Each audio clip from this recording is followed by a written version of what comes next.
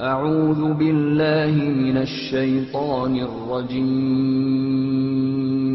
بسم الله الرحمن الرحيم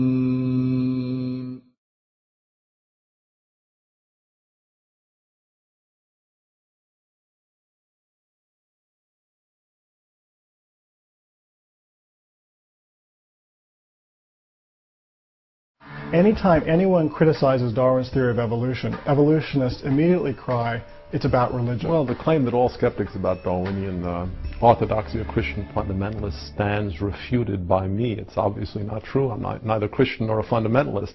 But lots and lots of people are skeptical in the scientific community. I became skeptical of Darwinian evolution early on, outside of any religious influence, just because of the complexity that I was learning about in the cell, and we use the word elegant in genetics. The biggest impasse confronting evolution is the incredibly complex structure of the living cell. Every living thing on Earth is made up of cells 1/100th of a millimeter in size. Some living things are made up of a single cell. Yet even these single-cell organisms are remarkably complex in their composition.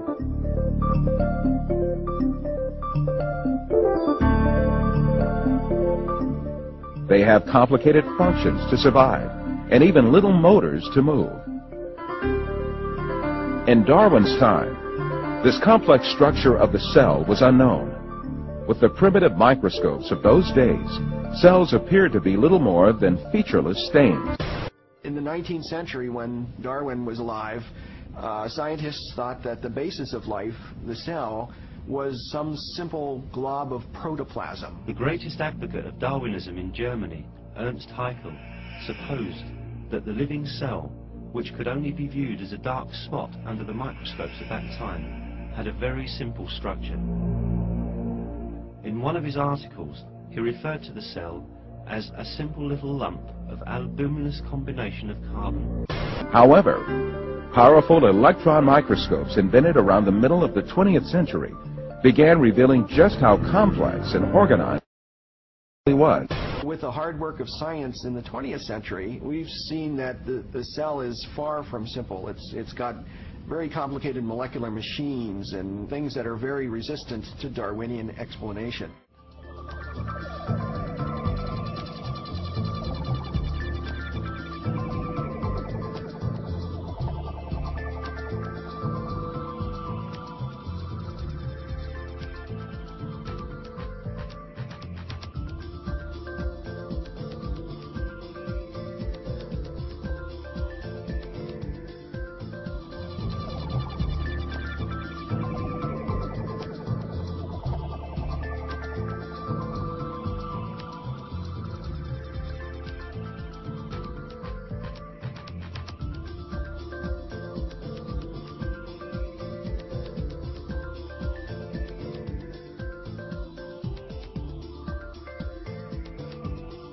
Cell may be the most dynamic. It is one mass of activity going on, bringing information out from across the cell, opening doors, closing doors, motor molecules. Actually, motor molecules moving along tracks. It is probably one of the most dynamic physical systems in the universe.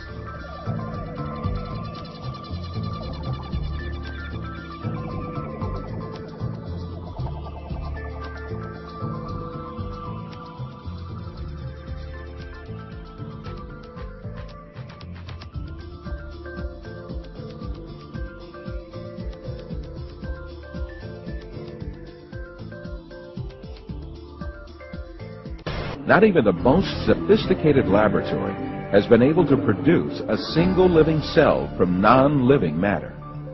Indeed, this is fully acknowledged to be impossible, and efforts to produce living cells from non-living matter have been abandoned. But the theory of evolution claims that this system, which man with all his intelligence, knowledge, and technology cannot succeed in reproducing, came into existence by chance. Fred Hoyle, a famous English mathematician, expressed the impossibility of formation of higher life forms without a creator. The chance that higher life forms might have emerged by chance is comparable with the chance that a tornado sweeping through a junkyard might assemble a Boeing 747 from materials therein. The ingredients must combine, but they must combine according to an exact formula, in a unique way. The living molecules in your body that have protein, enzymes, DNA programming in them, the very simplest is made up of many hundreds of components. So 100 components would have one chance in 100 million billion chances of being correct. But you see, the 100 components actually also have 4 chemical elements in each one.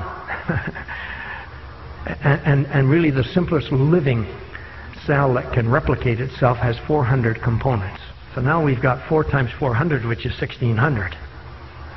So we've got 1600 components, and that would be, well, 1 in 167,636 zeros following. That would be the odds against such a right combination. And wait a minute. Oh, you say, but that's a very rare thing, those kind of cells with those components. Do you know what, my dear brother and sister? You have a brain with 10 billion components.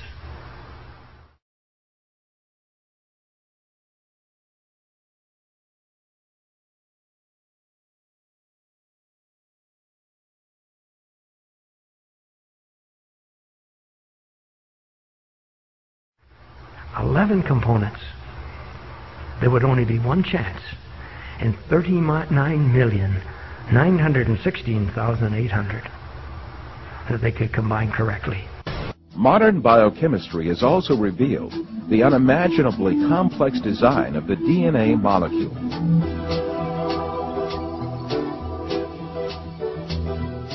The structure of the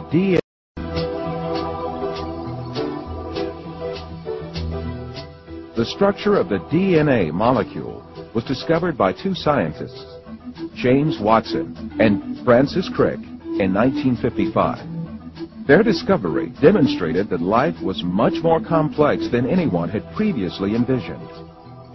Himself a confirmed evolutionist, Francis Crick, who received a Nobel Prize for this discovery, came to confess that a structure like DNA could never have emerged by chance. Think of the cell as being a nanofactory, a factory where, on a very small scale, digital instructions are being used to make the components of the factory.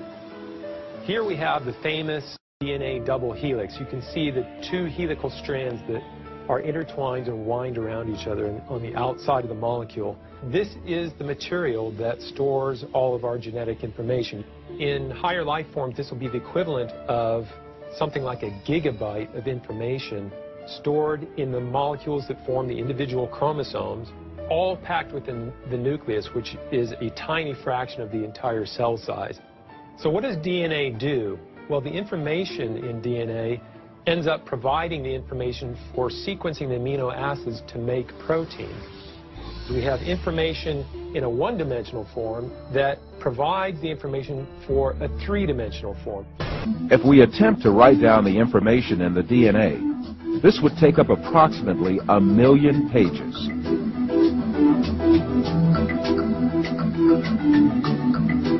This is equal to an encyclopedia 40 times bigger than the Encyclopedia Britannica, which is one of mankind's greatest single accumulations of information. But this incredible information is stored in the tiny nucleus of our cells, measuring about 1,000th of a millimeter in size. It is calculated that a DNA chain small enough to fill a teaspoon has the capacity to store all the information contained in all the books ever written.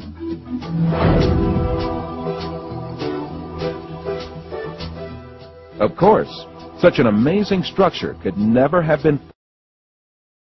The theory of evolution, which sees life as the result of mere coincidences and haphazard happenings, is helpless to explain anything in the face of the incredible complexity of DNA.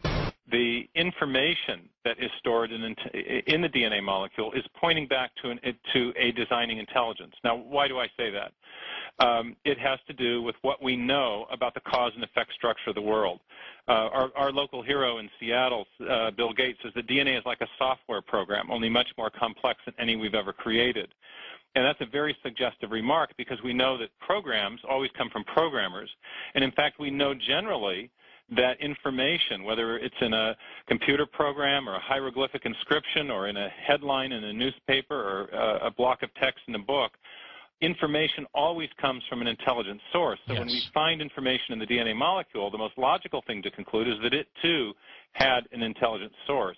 Now, Dr. Werner Gitt is an information specialist. Since we're talking about information, we'll go to an information specialist. He wrote a book called In the Beginning Was Information that you and I both love. And in his book he says this: a code system is always the result of a mental process. It requires an intelligent origin or inventor.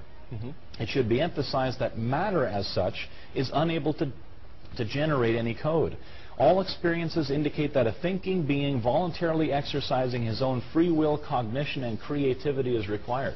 He goes on to say, there is no known law of nature, no known process, and no known sequence of events which can cause information to originate by itself in matter. Now, do you realize what a serious problem that is for the evolutionists? It's a tremendously serious problem. Here's an information specialist saying that information never comes from naturalistic processes. It always requires intelligence. A living cell is comprised of thousands of tiny parts that work in harmony. To make a comparison, within the cell, there are power stations, high-tech factories, a complex data bank, huge storage systems, advanced refineries, and a seemingly conscious cell membrane that controls what enters and leaves the cell. In order for the cell to survive, all of these organelles have to exist at the same time.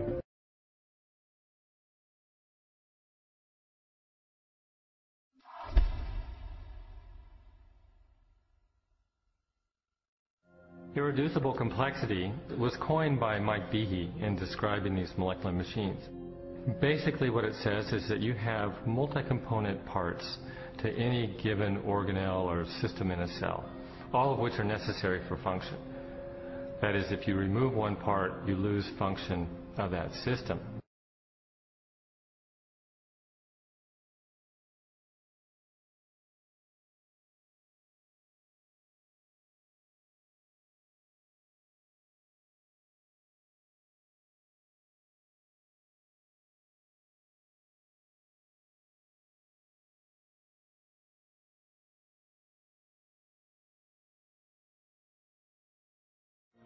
Without the tools to observe the machinery of the cell, and long before the idea of irreducible complexity, Charles Darwin offered a way to test his own theory. In Origin of Species, he wrote, "If it could be demonstrated that any complex organ existed, which could not possibly have been formed by numerous, successive, slight modifications, my theory would absolutely break down." Darwin acknowledged that if someone identified a biological system that could not have been constructed in incremental steps over long periods of time, then his theory would be invalid. And what Michael Behe and others have discovered is the existence of biological machinery that cannot be explained away by Darwinian processes. Darwin's failed predictions have in fact falsified his own theory. Falsified his own theory.